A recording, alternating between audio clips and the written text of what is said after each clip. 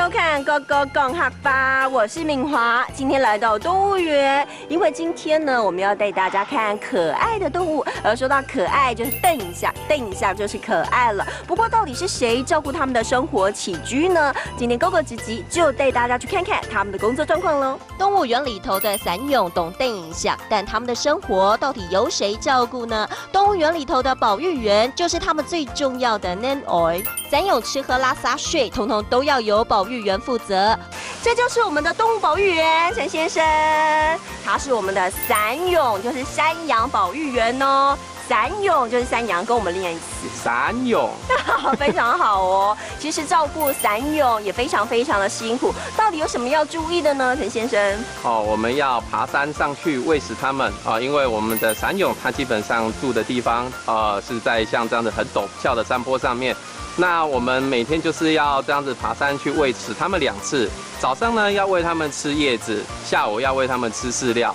陈彦和说，其实跟散蛹相处得要知道它们的习性，不能够靠散蛹太近，不然散蛹也会没有安全感，没有得到散蛹的信任，等一下给散蛹也会发现。注意观察它们的排便顺不顺畅啦，吃的东西有没有都吃干净啊，这就是我们每天的工作。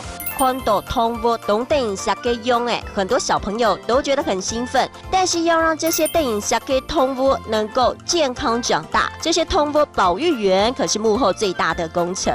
Hello， 各位观众朋友们，今天呢跟着敏华来到动物园，有没有发现每一个动物都非常可爱？当然还有保育员非常细心的呵护它们，我们才能够不时的去欣赏它们。当然喽，今天我们认识了新的词，一起来复习一遍吧。来看到第一个词就是很可爱，瞪影下，瞪影下。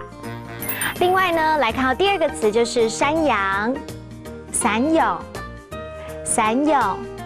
第三个呢，我们来学到一整句话哦。来看到就是看到动物很可爱的模样，看到动物懂瞪影下嘅用诶，看到动物懂瞪影下嘅用诶。